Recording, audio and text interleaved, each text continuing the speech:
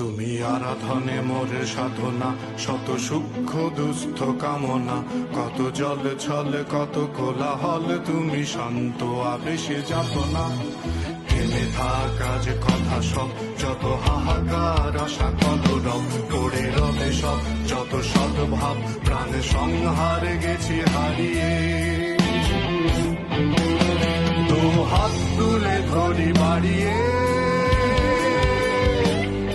আমি সৃষ্টি তাই স্রষ্টায় ভালোবাসি।